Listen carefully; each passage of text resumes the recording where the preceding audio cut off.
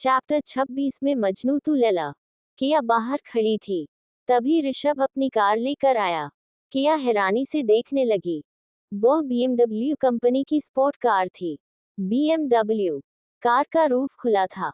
जब ऋषभ ने किया के साइड में कार खड़ी तब किया अंदर का नजारा देखकर काफी ज्यादा हैरान थी। उसने सोचा नहीं था कि इतनी ज्यादा अट्रैक्टिव स्पोर्ट कार में कभी वो बैठ पाएगी। अंदर आ जाओ बीवी, ऋषभ बोला। किया झिझक रही थी। ये देखकर ऋषभ बाहर निकला और दूसरी तरफ आकर ऋषभ ने दरवाजा खोला। चलो अंदर बैठो, देर हो रही, ऋषभ किया का कंधा पकड़ते हुए बोला। सच कहूं, आदत नहीं कभी इतनी महंगी चीजों की, किया ने नजरें झुकाए कहा। यही तो तुम्हें खास बनाती है, ऋषभ मुस्कुरात हुआ बोला। अब बैठ भी जाओ मेरी दिल ए तमन्ना, इस खादिम को और कितना इंतजार करवाओगी, ऋषभ बोला। जी स्वामी, स्माइल के साथ किया गाड़ी में बैठी। ऋषभ भी बैठ गया। तभी ऋषभ ने एक बटन प्रेस किया और ऑटोमेटिकली पीछे से रूफ खुला और अपने आप ऊपर की तरफ आकर बंद हो गया। अब रूफ पूरी तरफ से कवर हो गया था। किया के लिए ये सब किसी फिल्म की तरह था और बात सच ही थी। मिडिल क्लास फैमिली में से कौन ही होगा जिसे ऐसी किस्मत मिले, या इस तरह ऐसी महंगी कार में सफर करने का मौका मिले। शायद ही कुछ लोग होंगे। ऋषभ ने गाड़ी स्टार्ट कर दी। ऑटो स्टार्ट होने के बाद ऋषभ ने गाड़ी विला से बाहर निकाल दी।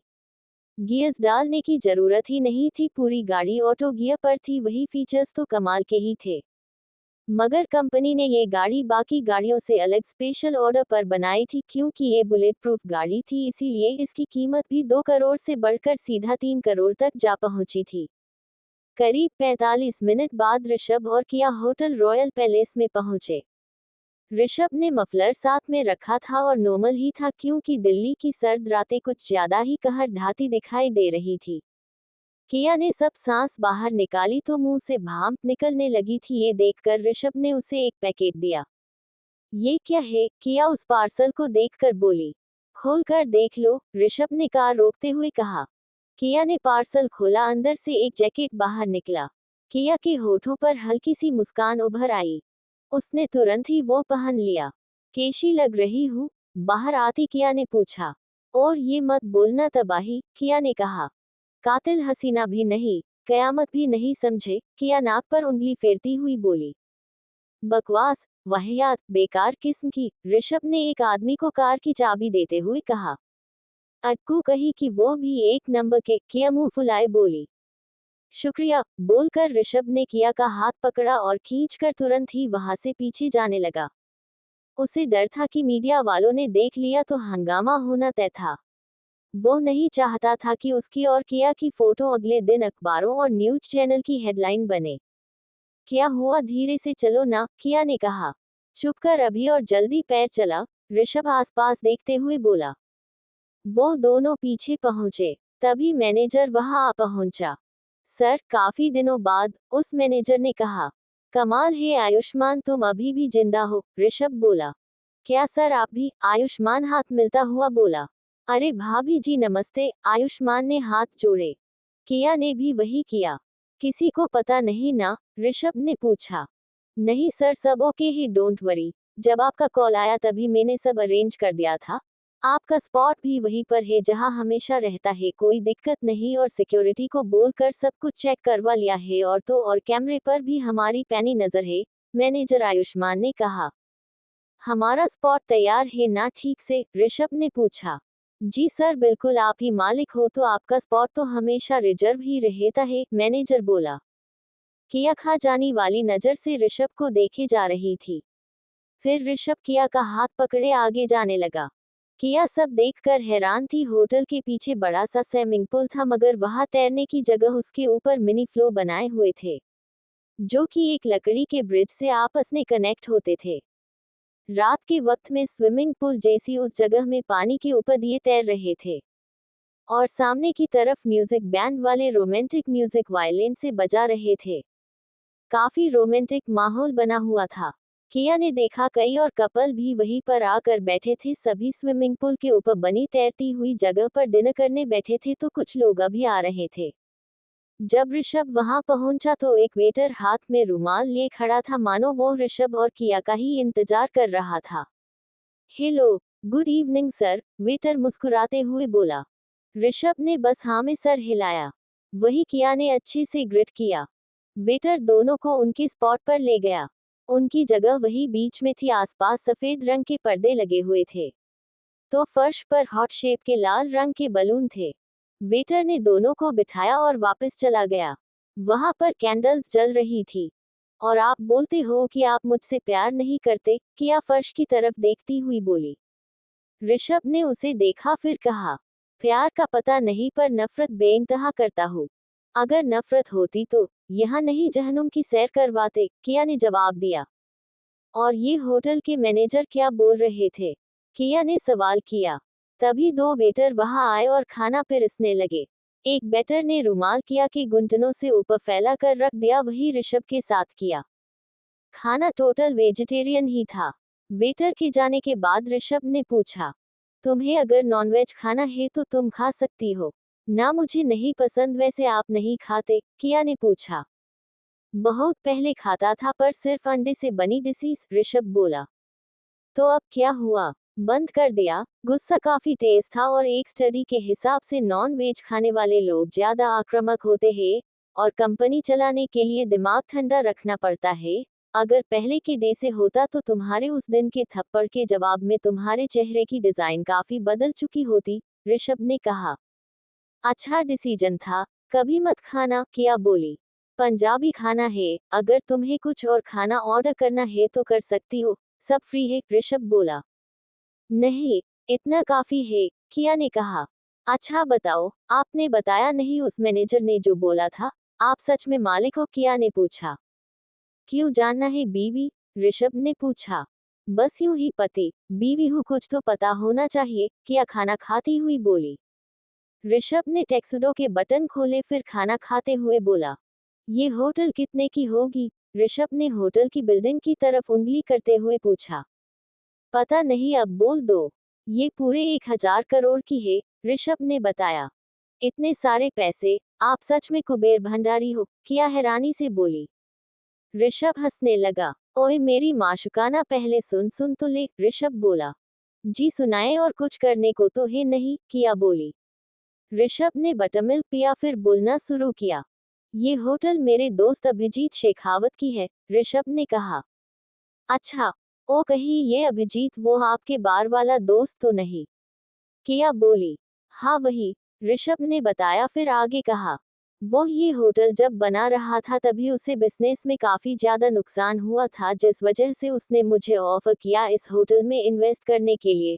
तो मैंने 20% इन्वेस्ट किया है और ये जहां हम बैठे हैं ये मेरा पर्सनल स्पॉट है। पूरे साल खाली रहता है, मेरे अलावा यहाँ कोई नहीं बैठ सकता, मेरी फैमिली भी नहीं, ऋषभ ने जवाब दिया। और मैं? किया ने पूछा। तू तो तबाही है, भला तुझे किस चीज की परमिशन चाहिए? ऋषभ चिढ़ाता हंस बोला। पति देव इतना भी मत आजमाए अपनी तबाही को, कहीं सच में बर्बाद करने पर ना उतर आओ, किया भड़की हुई बोली। नाराज क्यों होती हो? ऋषभ बोला। आज कोई शायरी नहीं प्लीज, किया ने कहा। जो हुक्म, ऋषभ ने जवाब दिया। अच्छा अपने बारे में और बताए ना, किया ऋषभ के बारे में और जानना चाहती थी ताकि वो और अच्छे से समझ सके। मैं क्या बोलूं? ऋषभ ने कहा। कुछ भी जो मुझे नहीं पता, किया ने कहा। मेरी नेटवर्थ करीब 2.50 लाख करोड़ के आसपास है। किया का दिमाग हिल गया। क्यों, कोई प्रॉब्लम है? ऋषभ ने पूछा। यार कितने पैसे हैं आपके पास? किया सच में हैरान थी। ऐसे ही थोड़ी, मेरी कंपनी टॉप 10 में नंबर 1 है और मैं भी देश में नंबर 1 की पोजीशन पर हूँ, ऋषभ बोला। हम मतलब कमीने भी नंबर 1, पैसे में भी नंबर 1 पर, किया बोली। ना, ये सब बस आंकड़े की मायाजाल है, मैं तो बस नंबर 1 रहना चाहता हूँ, इसीलिए इतना पैसा बनाया। अगर चला भी जाए तो गम नहीं, फिर से बना लूंगा, ऋषभ ने जवाब दिया। वो कैसे? किया ने पूछा। सबसे ज्यादा खतरनाक नॉलेज होता है इंफॉर्मेशन, समझी? अगर सही से इस्तेमाल करो तो सब कुछ कर सकती हो, ऋषभ बोला। ओ, किया हैरान थी। और वजह ये थी कि ऋषभ एक मैच्योर इंसान की तरह बिहेव कर रहा था, जो उसे काफी पसंद था। अब किया को ऋषभ से डर नहीं लगता था, वो उससे जुड़ने लगी थी। किया स्माइल किए जा रही थी। उसे यूं मुस्कुराता हुआ देख ऋषभ बोला। बीवी अगर किसी वजह से मुस्कुरा रही हो तो ठीक है, नहीं तो पागल घोषित कर दी जाओगी। ऋषभ की बात सुनकर किया बोली, आपका बिहेव काफी अलग है, आज कुछ ज्यादा ही शांत और सुलझे हुए लग रहे हो। ना, ऐसा कुछ नहीं, ये बस तूफान के पहले की शांति है, ऋषभ बोला। झूठे, किया मुंह बनाती हुई बोली। अच्छा बताओ ना, इतने मैच्योर कैसे बन गए? कोई ट्रीटमेंट करवाए क्या? किया टांग खींचती हुई बोली। ऐसा कुछ नहीं, इंसान दुनिया के आगे कितना भी मैच्योर हो, सुलझा हुआ हो, मगर घर पर वाहियात इंसान बन कर रहे तो तू उसे क्या बोलेगी? मैंने तुझे परेशान किया, बहुत गलत किया, फिर सब ठीक किया, मगर तुझ पर कभी हाथ नहीं उठाया, अपना बेल्ट उतार कर तुझे मारा नहीं, पीटा नहीं। अगर मैं मैच्योर होता और तुझे मरता पिटता तो तू क्या करती? ऋषभ ने पूछा। किया चुप रही, उसके पास जवाब नहीं था। ऋषभ की बात सच थी। देख, बिजनेस में और यहाँ वहाँ की बातों में फर्क होता है, जिसे समझना जरूरी है, नहीं तो आगे तो क्या पीछे मुड़कर देखने तक की हालत नहीं बचती, ऋषभ ने कहा। अच्छा समझाओ मुझे, किया ने हाथ टेबल पर रखते हुए कहा। ये होटल मेरे दोस्त का है, मैं इसकी सिचुएशन का फायदा भी उठा सकता था, पैसा है मेरे पास, पावर है, दिमाग है, सब कुछ है जिससे मैं उसे बर्बाद कर दूं, मगर ऋषभ रुक गया। मगर क्या? किया ने पूछा। सुना था और सच भी है कि शतरंज के खेल में दुश्मनों की हमारे सामने बैठने की औकात नहीं और दोस्तों के सामने हम चाल नहीं चलते। वो कहते हैं ना कि Karma is a beach you get served what you deserve. Rishabh ने अपनी बात पूरी की। आप सच में मेरे ऋषु हो ना? किया टांग खींचते हुए बोली। नहीं, एलियन हूँ, दूसरी गैलेक्सी से आया हूँ, ऋषभ ने कहा। किया ठहाके मार के हंसने लगी। ऋषभ और किया बातें कर ही रहे थे कि नताशा और आर्यन घूमते हुए वहां जा पहुंचे। भाई, नताशा दूर बैठे ऋषभ को देखकर चौंक गई। आर्यन ने भी देखा। नताशा वहां जा ही रही थी कि आर्यन ने रोक लिया। छोड़ ना, क्या कर रहा? नताशा अपना हाथ छुड़ाती हुई बोली। अरे क्या कर रही नत्स, उन्हें अकेला छोड़ दे, आर्यन बोला। क्या हुआ, मिलते हैं ना जाके? नताशा ने कहा। पागल है क्या? देख, तू ऐसा कुछ नहीं करेगी, आर्यन बोल। क्यों? नताशा ने पूछा। देख तो सही, भाई और भाभी पर्सनल टाइम स्पेंड करने के लिए यहाँ पर आए हुए हैं, आर्यन समझता हुआ बोला। हाँ ठीक है, पर एक फोटो खींच लूं, बोलकर नताशा ने एक फोटो खींची। चल अब चलते हैं। जाते हुए नताशा ने व्हाट्सएप ग्रुप में फोटो शेयर की। आज सुबह ही नाताशा ने किया को भी सिंघानिया फैमिली के व्हाट्सएप ग्रुप में ऐड किया था। किया और ऋषभ के फोन पर नोटिफिकेशन बेल बज उठा। जब दोनों ने खोलकर देखा तो ऊपर लिखा था मजनू और Laila on romantic candle light dinner. दोनों की तस्वीर देखकर ऋषभ आसपास देखने लगा। नत्स, तुझे मैं छोड़ूंगा नहीं, बोलकर वो आसपास देखने लगा। तभी किया ने कहा, जाने दो ऋषु, ये सब तो चलता रहेगा, और पकड़ कर बिठा दिया। आपका हाथ कितना भारी है? किया बोली। अरे कुछ भारी नहीं है, ऋषभ बोला और वापस खाने पर फोकस करने लगा। अच्छा सुनो ना, किया मुस्काती बोली। क्या है? ऋषभ बेरुखी से बोला, उसका पूरा ध्यान खाने पर था। ये जो नट्स ने भेजा है, वहाँ उसने लिखा है ना मजनू और लैला। हाँ तो, ऋषभ खाते हुए बोला। उस पर शायरी बोलो ना, सुनने का मन है, किया खुश होती हुई बोली। नहीं, ऋषभ ने साफ साफ मना कर दिया। पर क्यों? किया ने कहा। तूने ही तो बोला था कि आज शायरी नहीं, और तुझे कहा मेरी शायरी पसंद आती है, ऋषभ बोला। ऐसा मत बोलो ऋषु, मुझे तो आपकी हर बात पसंद आती है, किया बोली। नहीं मतलब नहीं, ऋषभ बोला।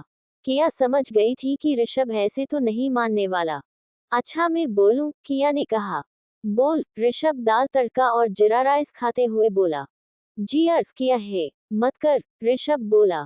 चुप रहो, किया डांट लगाती हुई बोली।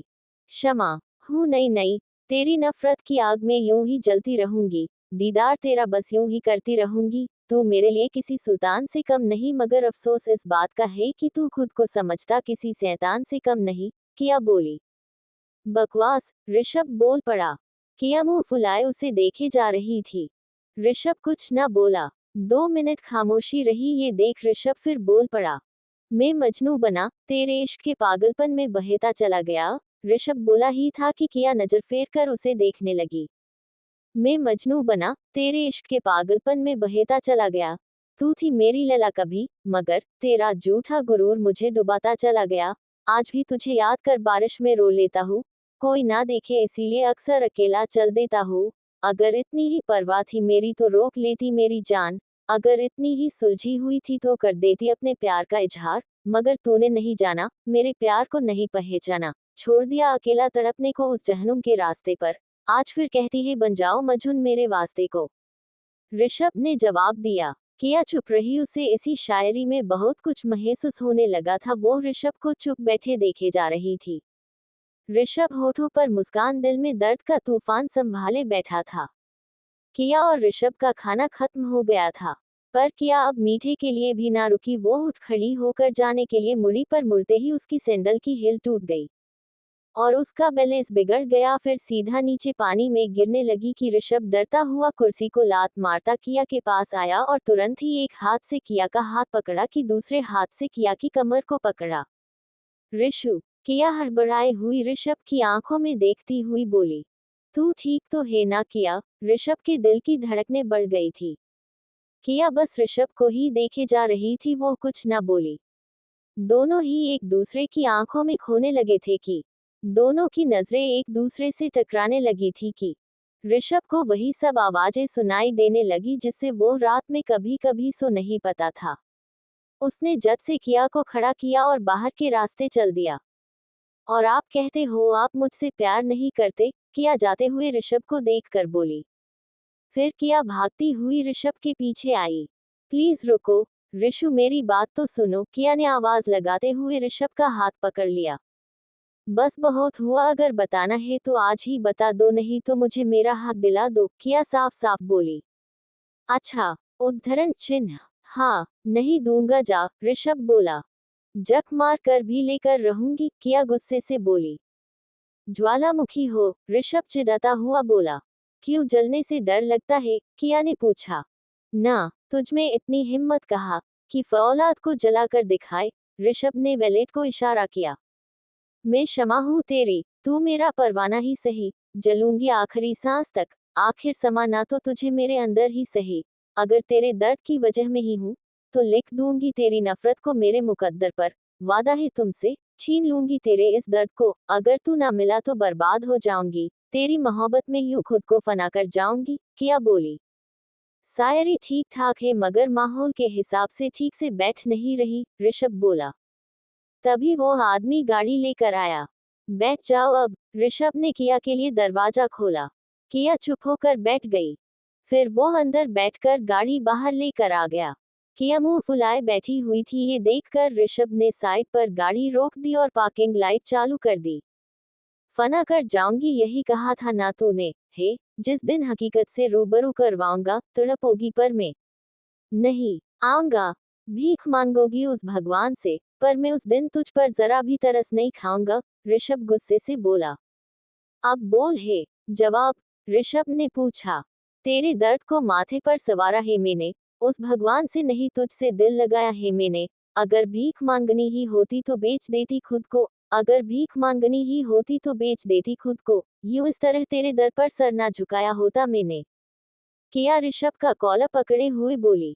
ऋषु, बस अब बहुत हुआ, मैं सच जानने का हक रखती हूँ, बीवी हूँ आपकी, आपको सच बताना ही होगा। फाइन, कब से सच के नारे लगाए जा रही तो ठीक है, तुझे सच बताऊंगा, ऋषभ स्टीयरिंग पर हाथ मारता हुआ बोला।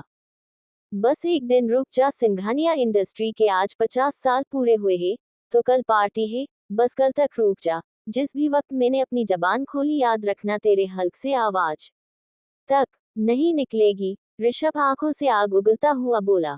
किया एक पल के लिए तो डर ही गई थी, ऋषभ का गुस्सा ही काफी था किया के मन में दहशत पैदा करने के लिए। ऋषभ ने गाड़ी आगे चला दी। थोड़े आगे 2 किलोमीटर के आसपास ही पुलिस की वैन साइड पर खड़ी थी।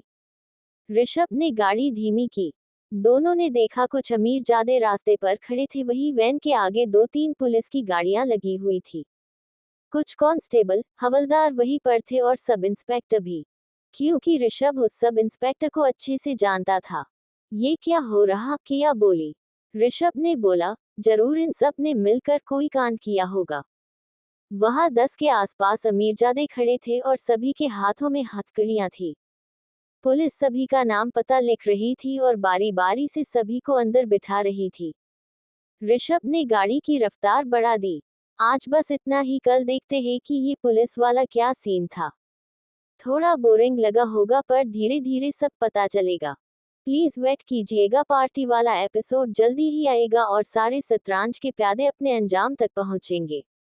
ही गाइस, आई नो कि आपको थोड़ा बोरिंग लगता है पर स्टोरी को और कैरेक्टर को शेप लेने में वक्त लगता है। किसी भी इंटरेस्टिंग मोड को आने से पहले उसे स्टार्ट किया जाता है, उसके बाद स्टेप बाय स्टेप सब कुछ सामने आता है। आई एम रियल सॉरी कि आपको अच्छी नहीं लगी। Komal ji, I try my best but इतना टाइम नहीं मिलता, so sorry, I hope you understand. अगर कमेंट इस एपिसोड में 50 अब जाते हैं then I will share something with you. Thank you. Please like, comment and share please. Chapter 27 public announcement. रात के 1 बज रहे थे। ऋषभ का फोन बजा। काफी बार फोन बजने से ऋषभ और किया दोनों की नींद खुल गई। उसने फोन उठाया। ऋषभ के बोलने से पहले ही सामने से आवाज आई, गिरी बोल रहा हूँ। नाम सुनकर ऋषभ बेड पर बैठ गया। किया भी उठकर बैठ गई। किसका फोन है? किया ने पूछा, पर ऋषभ ने उंगली दिखाते ही चुप रहने का इशारा किया। हाँ बोलिए, कैसे याद किया? ऋषभ ने जवाब दिया। किया को कुछ समझ नहीं आया। अगर सुबह के अखबार में सिंघानिया एम्पायर की हेडलाइन नहीं देखना चाहते तो करोल बाग थाने में आ जाना अभी के अभी, गिरिराज ने कहा। गिरिराज वही सब इंस्पेक्टर था जिसे ऋषभ पहचानता और दोस्त भी था। हुआ क्या? ऋषभ ने पूछा। तेरे घर की इज्जत अभी थाने में गिरवी रखी हुई है, गिरी बोला। मतलब? ऋषभ आंखें छोटी करते हुए बोला। तेरी बहन और तेरा भाई दोनों हवालात में बंद है, गिरी बोला। क्या किया उन्होंने जो तू उठा करके गया? ऋषभ ने पूछा। थाने आ बाकी सवालों के जवाब यही मिलेंगे, और ये अकेले नहीं है, पूरी गैंग गिरफ्तार हुई है, बोलकर गिरी ने फोन रख दिया। डे से ही गैंग की बात ऋषभ के कानों में गई। उसे अंदाजा हो गया कि रास्ते में जो लड़के और लड़कियां गिरफ्तार हुई थी ये सब उन्हीं का किया धरा था। पर नताशा और आर्यन इसमें शामिल होंगे ये कभी ऋषभ ने सोचा नहीं था। ऋषभ उठ खड़ा हुआ। क्या हुआ? किया ने पूछा। कुछ नहीं, दोनों को गिरफ्तार किया है पुलिस ने, तो जाना पड़ेगा, ऋषभ बोला। किसको गिरफ्तार किया? किया हैरानी से बोल पड़ी। नताशा और आर्यन, ऋषभ बोला और अपनी गाड़ी और वॉलेट लेकर बाहर जाने लगा। रुको, किया ने आवाज दी। क्या हुआ? ऋषभ ने पूछा। मैं भी चल रही हूँ, किया बोलते हुए अपने बालों का जोड़ा बनाकर पास आई। रहने दे, मैं अकेला ही ठीक हूँ, ऋषभ बोला। चुप रहो, लेडी साथ रहेगी तो ज्यादा फर्क पड़ेगा, किया ने कहा। अरे यार तू सो जा, जाकर मैं देख लूंगा, ऋषभ आधी नींद में था। चलो भी, किया ने ऋषभ का हाथ पकड़ा और बाहर खींच कर ले आई। ऋषभ को पता था कि किया को समझाने का कोई फायदा नहीं था, इसीलिए हथियार डालते हुए ऋषभ ने किया को अपने साथ गाड़ी में बिठा दिया। दूसरी तरफ पुलिस स्टेशन में। तू चुप कर वरना जान ले लूंगी तेरी। अरे जा जा, तू क्या मारेगी? मैं खुद तुझे मार दूंगा। थाने में नताशा और ध्रुव के बीच लड़ाई हो रही थी। हवालात में जब से इन सब को डाला था तब से लेकर अभी तक पूरे कारोलबाग थाने को मच्छी मार्केट बनाकर रख दिया था। सभी आपस में लगे जा रहे थे। यार कोई इन सब को चुप करवाओ, गिरी अपना सर पकड़ता हुआ बोला। तभी अभिषेक अंदर आया। गिरी ने उसे देखकर बेंच की तरफ इशारा किया। अभिषेक उसका इशारा समझकर बेंच पर कोने में बैठ गया। तभी ध्रुव की नजर उसके भाई पर गई। भाई प्लीज यहाँ से मुझे निकालो। ध्रुव की बात सुनकर अभिषेक ने उसे चुप रहने का इशारा किया। देख मेरे भैया आ गए हैं, अब तू देख मैं कैसे यहाँ से बाहर निकलता हूँ, ध्रुव नताशा को देखता हुआ बोला।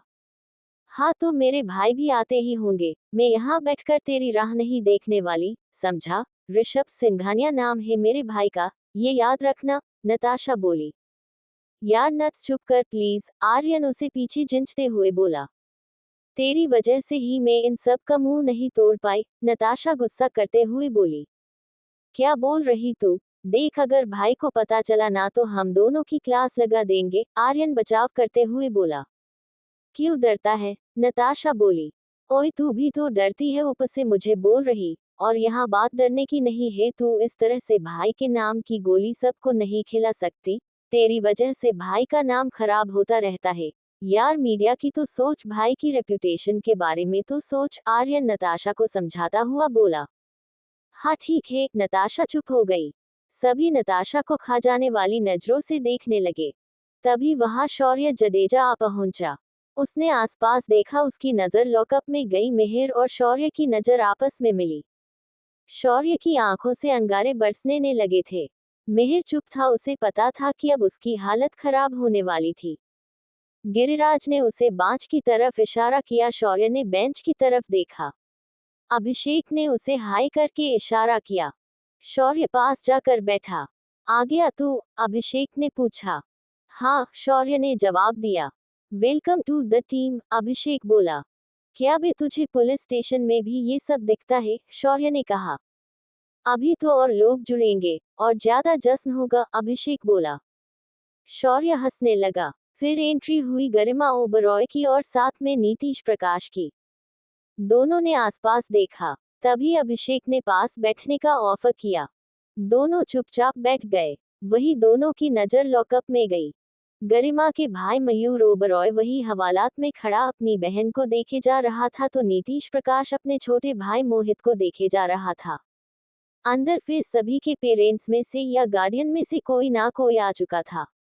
नताशा और आर्यन दोनों ही ऋषभ का इंतजार कर रहे थे। पुलिस स्टेशन के बाहर बीएमडब्ल्यू की स्पोर्ट कार आकर रुकी। ऋषभ ने देखा वहां जगह ही नहीं थी। बाहर लंबी कतार थी जिसमें काफी ज्यादा गाड़ियां खड़ी थी। एक के बाद एक महंगी गाड़ियों की लाइन लगी हुई थी, तो कुछ गाड़ियों की टो करके लेकर आया गया था। ऋषभ ने आखिर में गाड़ी पार्क की। किया स्टेशन से बाहर उतरी। ऋषभ ने उसका हाथ पकड़ा और पुलिस स्टेशन के अंदर जाने लगा। बाहर सब ऋषभ को देखकर चौंक गए थे, क्योंकि सभी को पता था कि ऋषभ सिंघानिया कौन था। सभी कांस्टेबल, हवलदार ऋषभ को देखे जा रहे थे, साथ में उस लड़की को जो ऋषभ के साथ चलकर पुलिस को में आ रही थी, जिसका हाथ खुद ऋषभ ने पकड़ा था। किया थोड़ी नर्वस फील कर रही थी, क्योंकि आज पहली बार इस तरह पब्लिक में ऋषभ के साथ वो चलकर जा रही थी। ऊपर से हर कोई उसे ही देखे जा रहा था। तभी दरवाजे पर मेहताब रॉय दिखाई दिए। ऋषभ रुका। टीना के साथ डील हुई थी, मेहताब जी बोले। कैसी डील? ऋषभ ने पूछा। किया भी कंफ्यूज थी। आपकी और मिसेज सिंघानिया की लव लाइफ या यूं कहूं मैरिज लाइफ के बारे में सबसे पहले मेरे चैनल पर अनाउंसमेंट करने की। मेहताब की बात सुनकर ऋषभ दो पल रुका, फिर बोला। ठीक है, आप टीना से बात कर लो, अगर वो मुझे कहेगी तब जाकर मैं आपकी इस डील को एक्सेप्ट कर लूंगा। क्या है ना, डील टीना से हुई है, मुझसे नहीं। ना एक्सक्यूज मी प्लीज, बोलकर ऋषभ अंदर चला गया। आते ही ऋषभ की नजर हवालात में बड़ उन अमीर खानदान के वारिसों पर गई जो रोड पर गिरफ्तार हो गए थे। ऋषभ ने देखा वहां पर उसकी बहन और भाई खड़े थे, तो दूसरी तरफ उनके सामने ध्रुवादित्य, मिहिर जडेजा, रौनक गुप्ता, मयूर ओबरॉय और मोहित प्रकाश थे। ये सारे वही थे जो उस रात जब रुद्र का एक्सीडेंट हुआ उस रात रेस में थे। भाई, नताशा चिल्लाती हुई ऋषभ को देखने लगी। भाई आप आ गए, आर्यन भी बोलते हुए सलाखों के बीच मुंह दबाए ऋषभ को देखने लगा। भाभी आप भी आए हो, नताशा बोल पड़ी। तभी ऋषभ की नजर सब इंस्पेक्टर गिरिराज पर गई। गिरिराज ने बेंच की तरफ इशारा किया। ऋषभ ने इशारा समझा और बेंच की तरफ मुड़ा। तभी अभिषेक बोल। The one and only Rishabh Singhania in the flash. सभी ऋषभ की तरफ देख रहे थे। तो फाइनल सिंघानिया के वारिस ऋषभ सिंघानिया खुद आए हैं, गरिमा तंज कसते हुए बोली। किया समझ चुकी थी कि बात बस इतनी सी नहीं थी, यहाँ उसे ऋषभ के दोस्त कम दुश्मन ज्यादा नजर आ रहे थे। सॉरी, आने में लेट हो गया, ऋषभ खुद को कंट्रोल करता हुआ बोला। उसे कोई तमाशा नहीं करना था, स्पेशल तब जब किया उसके साथ थी। उसे डर था कि बात बिगड़ के किया के ऊपर आकर रुक ना जाए। ऋषभ अच्छे से जानता था कि ये सिचुएशन मजाक में उड़ाने जैसी नहीं थी, क्योंकि एक गलत बात करते ही या ऐसी कोई हरकत जो नहीं करनी चाहिए और हो गई तो किया के लिए भारी मुसीबत बन सकती थी, क्योंकि किया अभी तैयार नहीं थी इन सब के लिए। ऋषभ नहीं चाहता था कि किया गॉसिप की वजह बने और मीडिया में उसका तमाशा बन जाए। वैसे तुमने बताया नहीं कि तुमने शादी कर ली है। अगर पार्टी की बात थी तो मुझे बोल सकते थे, दिल्ली में मैं खुद अपने 5 स्टार होटल में तुम्हारे लिए रिसेप्शन अरेंज करवाती। ऑन द हाउस, गरिमा कातिल स्माइल देती हुई बोली। अभिषेक और शौर्य ने गरिमा को शांत रहने के लिए कहा। चुप हो जा, क्यों अपने ही पैर पर हथौड़ा मार रही है, अभिषेक धीरे से बोला। किया ने भांप लिया था कि गरिमा ऋषभ को नीचा दिखा रही थी। भला ऋषभ को कब से किसी के ऑन द हाउस नाम के एहसान की जरूरत पड़ने लगी थी। ये लगा छक्का, शौर्य बोला। तभी, अरे मैं एक्चुअली तुझसे बात करने ही वाला था, पर मुझे लगा तू हनीमून पर नीतीश के साथ इंडिया से बाहर गई होगी, इसीलिए मैंने नहीं बोला। आफ्टर ऑल नीतीश ने तुझे इटली में ही तो प्रपोज किया था पिछले महीने, शादी तो हो ही गई होगी ना, एक साथ जो रहे रहे हो, ऋषभ बोला। गरिमा और नीतीश के तोते उड़ गए। ये बात सिवाय शौर्य और ऋषभ के किसी को पता नहीं थी। जब ऋषभ को इटली में से ये खबर मिली थी तभी उसने ये बात बार में शौर्य को बताई थी। गरिमा और नीतीश ने अभी ऑफिशियली इसे डिक्लेयर नहीं किया था, पर गरिमा की तो ऋषभ ने बोलती ही बंद कर दी थी। ये बात किया को ऋषभ के चेहरे पर बनी उस शैतानी हंसी से समझ आ रही थी जो ऋषभ अभी गरिमा को दिखाए जा रहा था। गरिमा गुस्से से मगर होठों पर मुस्कान लिए ऋषभ को देखे जा रही थी। वही अभिषेक और शौर्य मुश्किल से अपनी हंसी रोक पा रहे थे। तो नीतीश की तो बैंड नहीं, ऋषभ ने पूरा ऑर्केस्ट्रा ही बजा डाला था। किया ऋषभ के सेंस ऑफ ह्यूमर से काफी ज्यादा खुश थी। उसे लगा ऋषभ गुस्सा करेगा या धमकी देगा, पर ऋषभ ने बोलती ही बंद कर दी थी। यार, हमारे भाई और बहन सब आपस में ही लड़ रहे क्या? ध्रुव देखता हुआ बोला। सभी सलाखों से मुंह लगाए अपने भाई और बहन को ही देखे जा रहे थे। कोई हमारे बारे में तो सोचो यार, मिहिर बाहर देखता हुआ बोल। सर जल्दी कीजिए, कहीं यहाँ बिठाने के चक्कर में इन सब में महाभारत ना शुरू हो जाए। हवलदार तावड़े गिरिराज को ऋषभ सिंघानिया और बाकी सब की तरफ इशारा करते हुए बोला। हाँ सर, इन अमीर लोग के ईगो ज्यादा बात करते हैं ना कि जुबान, कांस्टेबल अनीता ने कहा। जानता हूँ, पर अभी जिसने कंप्लेन की है उसे आ जाने दो, फिर देखता हूँ सबको, गिरिराज बोला। तभी एक शख्स अंदर आया। सभी उसे देखने लगे। अभिजीत शेखावत, गरिमा हैरानी से बोली। ऋषभ के साथ साथ सब हैरान थे। किसी को कुछ समझ नहीं आ रहा था। तभी नताशा के साथ साथ आर्यन, ध्रुव, मिहिर और बाकी सभी ने मुंह घुमा दिया और उल्टा खड़े हो गए। कहा है सब, अभिजीत गुस्से से बोला। क्या हुआ यार, चिल कर, शांति से बता बात क्या है, अभिषेक अभिजीत को शांत करवाता हुआ बोला। क्या चिल कर, मेरे 5 करोड़ का नुकसान कर दिया है तुम लोगों के भाइयों ने और तेरी बहन ने, अभिजीत ऋषभ और बाकी सबको देखता हुआ बोला। देख, दोस्ती यारी अपनी जगह और बिजनेस अपनी जगह है। यार, मैं दोस्ती की खातिर फ्री में डिनर कराता हूँ, इसका ये मतलब थोड़ी है कि होटल में आकर नुकसान कर दो मेरा। अभिजीत काफी गुस्से में था। ऋषभ ने अपना फोन निकाला और कुछ करने लगा। ये लो, इतना सब हो रहा इसकी बहन की वजह से, और ये है कि फोन में ही बिजी है, गरिमा बोली। तभी किया बीच में बोल पड़ी। शायद आपने ठीक से सुना नहीं, इन्होंने क्या कहा, किया ने बोला। सभी किया को देखने लगे। मतलब क्या है तुम्हारा, गरिमा बोली। वही जो तुमने सुना, मेरे पति के दोस्त मिस्टर अभिजीत ने साफ साफ कहा था तुम लोगों के भाइयों ने और तेरी बहन ने। गरिमा चुप हो गई। यानी अकेली नताशा जिम्मेदार नहीं है? क्यों, सही कहा ना मैंने, किया अभिषेक और शौर्य की तरफ देखती हुई बोली। दोनों मुस्कुराने लगे। तूने सही जगह हाथ मारा है साले, अभिषेक बोल पड़ा। तेरे जैसी बीवी सबको मिले, शौर्य बोला। तभी अभिजीत के मोबाइल की नोटिफिकेशन बेल बज उठी। यार, सबके पास से लेने थे, तेरे अकेले के थोड़ी थे, अभिजीत मोबाइल में देखकर ऋषभ से कहता है। क्या मतलब सबसे लेने थे, नीतीश ने पूछा। ऋषभ ने 5 करोड़ अभी मुझे ट्रांसफर किए अपने क्रेडिट अकाउंट से, अभिजीत बोला। अभी अगर नहीं मिले तो कल तक मिल जाएंगे, और तू मुझे बता सकता था, बात पेशों की नहीं थी मगर तूने कंप्लेन कर दी, ऋषभ ने कहा। अगर नहीं करता तो कल ये लोग और बड़ा कांड करके बैठ जाते। वहाँ कुछ वीआईपी लोग थे, उन्होंने इनका बिहेव देखकर सीधा बोल दिया आज के बाद मेरी होटल में ही नहीं आएंगे। तू बता ना अब क्या करूं मैं, अभिजीत बोला। ऋषभ बोलता उससे पहले ही गिरिराज ने आवाज लगाई। सब यहाँ आ जाओ। सभी जाने लगे। तभी ऋषभ का फोन बज उठा। ऋषभ ने किया को आगे जाने के लिए कहा। हाँ बोल टीना। सर, आपको मेहताब रॉय को अपनी शादी की न्यूज देनी होगी। तूने मुझसे पूछे बिना कैसे डील कर दी, ऋषभ गुस्से में था। सर बिलीव मी, मेरा कोई ऐसा इरादा नहीं था, पर सिचुएशन ही ऐसी थी और मीडिया हाउस का हमारी तरफ रहना काफी ज्यादा जरूरी है सर प्लीज, टीना बोली। ठीक है, उसे बोल देना, कल तक उसे सब बातें बता दूंगा, ऋषभ बोला। सर बाहर मीडिया आ चुकी है, किसी है न्यूज लीक कर दी कि सभी दिल्ली के टॉप रिचेस्ट घर के बच्चे गिरफ्तार हुए हैं, टीना ने बताया। ठीक है, मैं देखता हूँ, ऋषभ ने अपने माथे पर हाथ रख दिया। ऋषभ पास गया। तुम सबको क्या लगता है तुम लोग गवर्नमेंट ऑफ इंडिया से काफी ऊपर उठ चुके हो? इंडिया की जीडीपी में कंट्रीब्यूशन की वजह ये सोच रहे हो कि पुलिस तुम पर कोई चार्ज नहीं लगा सकती? बोलो, गिरिराज गुस्से से बोला। देखिए मिस्टर, आप हमसे इस तरह से बात नहीं कर सकते, गरिमा गुस्से सा बोल पड़ी। मैं मिस्टर नहीं, सब इंस्पेक्टर गिरिराज भंडारी हूँ, और मुझसे इस तरह से बात मत करना, मैं तुम जैसे लोगों के पैसों पर पलने फूलने वाला कुत्ता नहीं हूँ, गिरिराज ने बेबाक रूप अपनाते हुए कहा।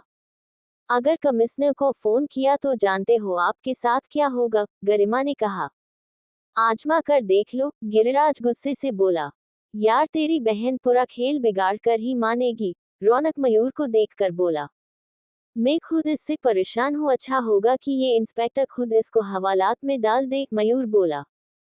क्यों, अब तुझे क्या हुआ, नताशा ने पूछा।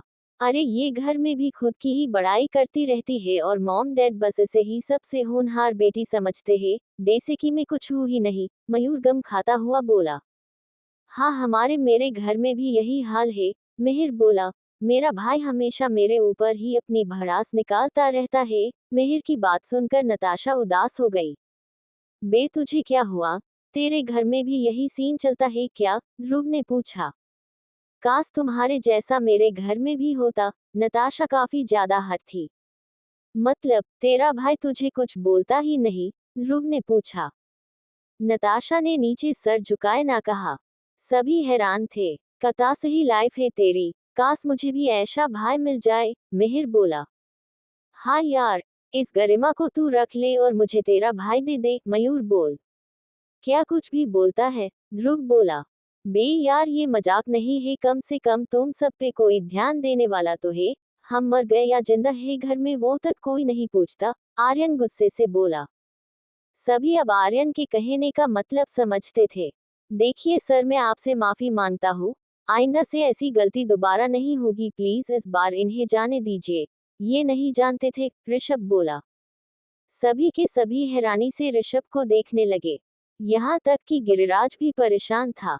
तेरी तबीयत तो ठीक है ना, गिरिराज बोल पड़ा। हाँ क्यों, ऋषभ ने पूछा। वो आप अजीब तरह से बर्ताव कर रहे हो इसीलिए पूछ रहे। मैं नहीं इंस्पेक्टर, किया भी हैरानी से बोली। हाँ यार तू ना किसी डॉक्टर को बुला के अपना इलाज करवा, अभिजीत बोला। चुप करो यार, ऋषभ गुस्से में बोला। ऋषभ ने आज तक इतना सब ऊपर नीचे किया था कि आज जब अच्छे से बात कर रहा था तो किसी को भी यकीन नहीं हो रहा था। ऋषभ सबके बीच एरोगेंट और घमंडी इंसान की तरह ही फेमस था। सडनली इतना भयानक चेंज देखकर तो सभी को शॉक ही लग गया था। अब तो खुद गिरिराज को समझ नहीं आ रहा था कि वो आगे क्या करे, उसने तो मन बना लिया था कि ऋषभ के बोलते ही उसके ऊपर वो टूट पड़ेगा, पर बाजी उल्टी पड़ गई। वही किया का दिमाग तो वैसे ही ऋषभ के मामले में हार मान चुका था। देखिए सर, आखिरी बार माफ कर दीजिए, गलती इनकी नहीं हम सबकी थी क्योंकि हमने इन पर ध्यान नहीं दिया, अगर छोटे गलती करते हैं तो बड़ों की जिम्मेदारी होती है उनकी गलती सुधारने की, ऋषभ बोला। अब तो सभी का डूब जाने का मन कर रहा था, सभी भौचक्के होकर ऋषभ को ही देखे जा रहे थे। वो देख तेरा भाई क्या कर रहा, रौनक बोला। हाँ यार लगता है तेरे भाई ने बाजी संभाल ली है, ध्रुव ऋषभ और बाकी सभी को देखता हुआ बोला। तू सच में ठीक है ना, शौर्य धीरे से बोला। ऋषभ गुस्से से उसे देखने लगा। देखो ये आखिरी बार जाने दे रहा हूँ, अगर दोबारा ऐसी वैसी हरकत की तुम्हारे इन खानदानी चिरागों ने तो याद रखना सीधा तिहाड़ जेल की सैर करवाऊंगा। अब जाओ यहाँ से, गिरिराज ने कहा और फिर तावड़े को इशारा किया। इशारा समझते ही तावड़े ने सभी को बाहर निकाला। सभी बाहर आकर खुश थे, पर रौनक के चेहरे पर मायूसी थी। सभी आगे जाने लगे। ऋषभ मौका देखकर रौनक के पास आया। क्या हुआ, तू खुश नहीं है, ऋषभ ने पूछा। किया वही खड़ी होकर ऋषभ की बातें सुन रही थी। कुछ नहीं भाई, थैंक यू। रौनक जाने लगा तभी ऋषभ ने उसके कंधे पर अपना हाथ रखा। चल बता, उदास क्यों है? बोल, ऋषभ जोर देते हुए बोला। घर से कोई नहीं आया, रौनक ने बताया। यानी फाइनेंशियल क्राइसिस अभी भी चल रही? ऋषभ गहरी सांस लेते हुए बोला। हाँ, रौनक धीरे से बोला। मैंने बोला था कि वेवेक्स कंपनी को लोन मत दो, पर तेरे पिताजी ने मेरी बात नहीं सुनी। खैर, अगर उन्हें हेल्प चाहिए तो बोलना, मुझसे बात करे, ऋषभ ने कहा। पर आप क्यों हेल्प करना चाहते हैं? रौनक ने पूछा। वो मैं तेरे पिताजी के साथ बात करूंगा, तू छोटा है, पढ़ाई पर ध्यान दे, इन सब में नहीं, बोलकर ऋषभ ने रौनक का गाल खींचा और बाहर निकल गया। पर बाहर का हाल देखकर सभी बेहाल थे। सभी को मीडिया हाउस ने घेर कर रखा था। तो क्या ये बात सच है कि आपके भाई को पुलिस ने बदतमीजी और तोड़फोड़ के जुर्म में गिरफ्तार किया गया है? एक रिपोर्टर ने गरिमा से पूछा। तभी दूसरा रिपोर्टर बोला। मिस्टर ओबरॉय को जब ये पता चला तब उन्हें कैसा लगा, प्लीज बताएं। दूसरे रिपोर्टर की बात सुनकर गरिमा को काफी ज्यादा गुस्सा आने लगा था। तभी पीछे खड़ा एक रिपोर्टर कैमरे के सामने खड़ा होकर बोल रहा था, यूं कहे सबको सुनाने के लिए चिल्लाए जा रहा था। देखिए आज के देश के भविष्य को, ये है हमारे देश का भविष्य, सभी अमीर खानदान लोगों की लाइफ। पुलिस स्टेशन में गए मुश्किल से 2 घंटे हुए होंगे कि तुरंत ही अपने पेशों की ताकत के दम पर पुलिस स्टेशन से बाहर आ गए। क्या पुलिस ने पैसा लेकर मामला रफा दफा कर दिया या कोई और डील की होगी? सुबह शाम नशे में धुत रहते ये अमीर बच्चों को देखिए, ये अपने नीचे किसी को इंसान नहीं समझते। वो रिपोर्टर बोले जा रहा था। वही इन्हें देखकर सभी का पारा गुस्से से ऊपर चढ़ रहा था। ये मीडिया वालों को तो मैं छोड़ूंगा नहीं, साले कुछ भी बोलते रहते हैं, शौर्य गुस्से से बोला। शांत मेरे गदाधारी भीम, शांत, ऋषभ बोला। यार अजीब मुसीबत है, कुछ किया भी नहीं फिर भी इतना सब झेलना पड़ रहा, पूरा मामला निपट गया है पर ये मीडिया वालों को चूल मची है, मयूर बोला। अभी कुछ मत बोलना वरना तोड़ मरोड़ कर उल्टा दिखाएंगे, ध्रुव सभी को वार्न करता हुआ बोला। ऋषभ चुपचाप सभी को देखे जा रहा था। तभी उसकी नजर वहां खड़े मेहताब रॉय पर गई, वो अपने कैमरामैन के साथ चुप होकर साइड में खड़ा था। ऋषभ अच्छे से जानता था कि मेहताब उससे क्या चाहता था।